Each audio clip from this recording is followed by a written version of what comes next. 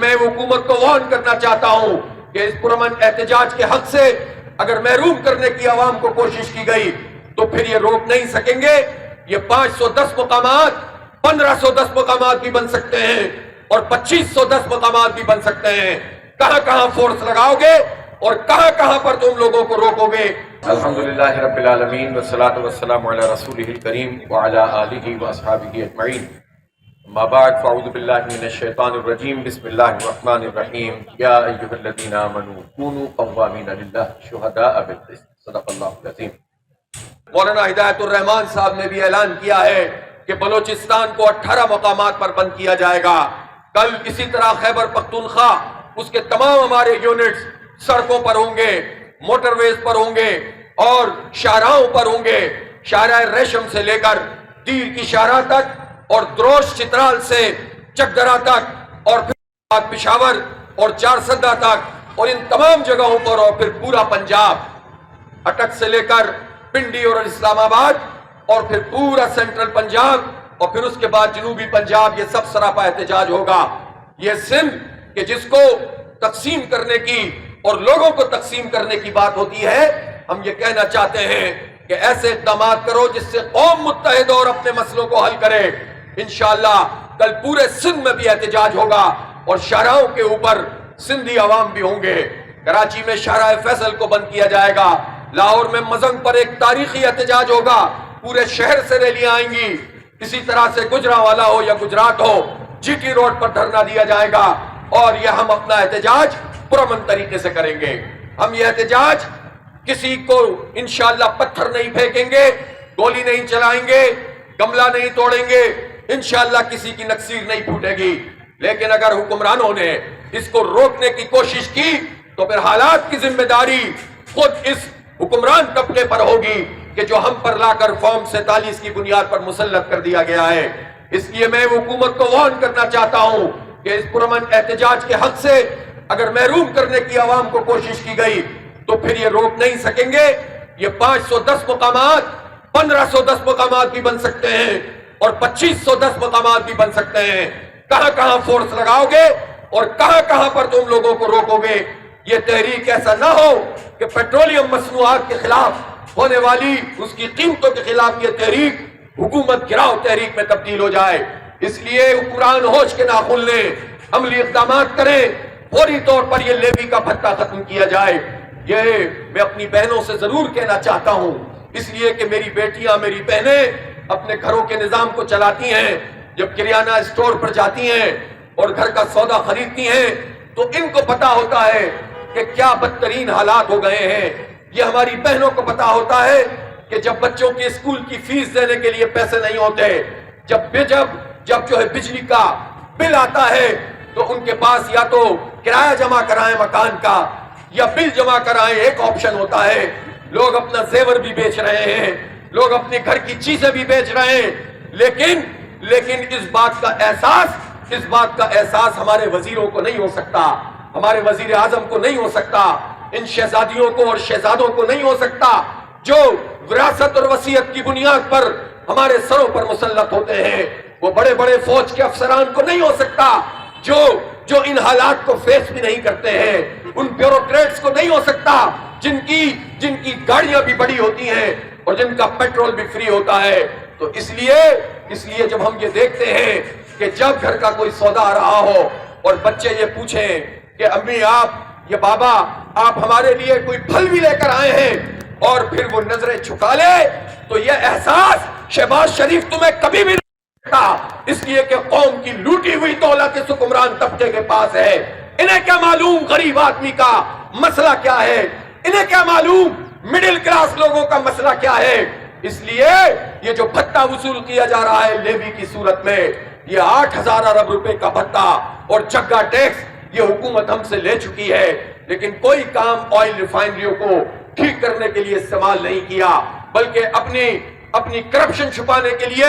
غریبوں کے اوپر بوجھ ڈالتے ہیں۔ یہ جو عام لوگ ہیں، جن کے بھائی، جن کے باپ، جن کے بیٹے موٹر سائیکل چلاتے ہیں، یہ غریب لوگ ہیں، یہ مڈل کلاس لوگ ہیں، یہ طالب علم ہیں، یہ بائکیں چلانے والے ہیں، یہ ان ڈرائیو کا کام کرنے والے، یہ فوڈ ڈیلیوری کرنے والے، یہ مزدور، یہ کسان، یہ غریب لوگ ہم موٹر سائیکل پہ دیکھتے ہیں، ایک ایک موٹر سائیکل پر پورے گھر کے 5 6 لوگوں کو، بچوں کو، خاتون کو بٹھا کر لوگ سفر کرنے پر مجبور ہوتے ہیں، اس لیے کہ پبلک ٹرانسپورٹ میں افورڈ نہیں کر سکتے، رکشہ ٹیکسی افورڈ نہیں کر سکتے۔ یہ لوگ ہیں جو بائک چلاتے ہیں، ان کے ہر لیٹر پر 125 روپے کا ٹیکس شہباز شریف صاحب آپ وصول کرتے ہیں۔ یہ ناجائز ٹیکس ہے، یہ جگہ ٹیکس ہے، یہ بھتہ ٹیکس ہے، یہ قابل قبول نہیں ہے، اور ہم اس کے لیے میدان میں نکلے ہیں اور پورے پاکستان کی بنیاد پر نکلے ہیں، اور انشاءاللہ تعالی پنجاب ہو یا سندھ ہو، بلوچستان ہو یا خیبر پختونخوا، بلکہ گلگت بلتستان اور آزاد کشمیر کے لوگ بھی اس بھرپور آواز میں انشاءاللہ ہمارا ساتھ دیں گے۔ ہم دیکھ رہے ہیں کہ مختلف قسم کی باتیں کی جا رہی ہیں کہ نظام فرسودہ ہو گیا ہے، نظام کولیپس کر گیا ہے۔ نظام صرف یونٹ کا نام نہیں ہے، نظام صرف صوبوں کا نام نہیں ہے، نظام بیوروکریسی راج کا نام ہے، جرنیلی راج کا نام ہے، جاگیرداری راج کا نام ہے، وڈیرا سماج کا نام ہے۔ نظام کیا ہے کہ جس میں امیر امیر تر ہوتا چلا جاتا ہے، غریب غریب تر ہوتا چلا جاتا ہے۔ یہ نظام کیا ہے کہ جس میں کسان کا بیٹا کسان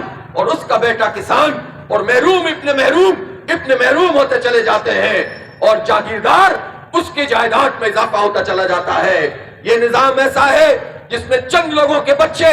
اعلیٰ تعلیم یافتہ اور اعلیٰ تعلیمی اداروں میں پڑھتے ہیں اور باہر جا کے انہیں پڑھایا جاتا ہے، اور ہم پر آ کر حکومت کرتے ہیں، اور غریبوں کے لیے ادارے بیچے جا رہے ہیں، سرکاری اسکولوں کو بیچا جا رہا ہے۔ یہ طبقاتی نظام تعلیم ہے، یہ طبقاتی نظام ہے جس میں بیوروکریسی کا یہ مائنڈ سیٹ بنایا جاتا ہے کہ تم قوم کے حاکم ہو، قوم تمہاری محکوم اور خادم ہے، اور اسی طرح پیرا فورس بنا کر یہ آتے ہیں اور آ کر یہ رونق کے ساتھ لوگوں کی ریڑیاں الٹ دیتے ہیں اور کہتے ہیں کہ ہم ٹریفک کو کنٹرول کر رہے ہیں۔ انہوں نے پوری قوم کی معاشی شاہراہ بند کی ہوئی ہے، انہوں نے پورے قوم کی سماج پر پابندیاں لگائی ہوئی ہیں، آواز پر پہرا لگایا ہوا ہے۔ کوئی آواز نکالتا ہے اس کو اٹھانے کے لیے ویگوز آ جاتی ہے۔ ایسے ماحول میں اس جبر کے خلاف آواز بلند کرنا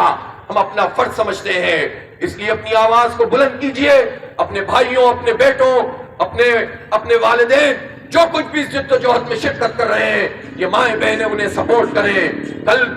پوری قوم سڑکوں پر ہوگی انشاءاللہ تعالی، اور ہم بتائیں گے کہ کس طرح قوم میں یکجہتی پیدا ہو سکتی ہے اور کیسے ہم ایک آواز بن سکتے ہیں۔ لہذا حکومت کو وارن کر رہا ہوں کہ فوری طور پر پیٹرول کی پرائس کو 225 روپے پہ لایا جائے، اور اسی طرح ڈیزل کی پرائس بھی کم کی جائے، یہ لیوی کا بھتہ اور جگہ ختم کیا جائے، اور لوگوں کو ریلیف فراہم کیا جائے۔ اس سے صنعتیں چلنے لگیں گی، اس سے کاٹیج انڈسٹری چلنے لگے گی، اس سے گھر کا چولہا چلنے لگے گا، اس سے لوگوں کی بائک چلنے لگیں گی۔ جب روزگار بڑھے گا، جب معیشت ٹھیک ہوگی تو خود بخود حالات ٹھیک ہو جائیں گے، جبری ٹیکس لینے کی ضرورت نہیں پڑے گی۔ لیکن یہ بات ان لوگوں کو سمجھ میں نہیں آ سکتی جو آئی ایم ایف کے غلام ہیں، کہتے ہیں آئی ایم ایف کی بات کو نہیں ٹال سکتے،